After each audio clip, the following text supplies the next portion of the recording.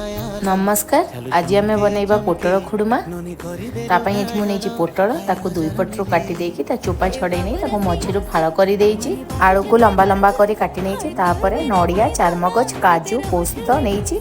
प्रथमे नडिया रस काढी नेछि।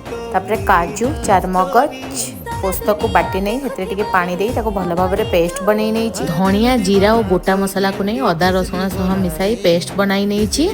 गोटे पैन रे आलू पोटल को भल भाबरे फ्राए करि नेली। फ्राए कला परे सेही बंची थिबा तेल रे तेजपत्र जीरा सुखला लंका कटा पियाज हळदी गुंड लंका गुंड अदा रसुण पेस्ट पकाई भल भाबरे कसी पोस्त चारमगज काजूर बटा को देई मसला रो तेल बाहरिबा परे आलू पोटल को पकाई नबा। लूण पकाई पानी टिके देई ताको भल भाबरे फुटिबा पई छाडी दबा। ओल्हेबार 2-3 मिनिट पूर्वरु नडिया रस को पकाई भल भाबरे गोळाई नबा। कस्तूरी मेथी पकाई नबा।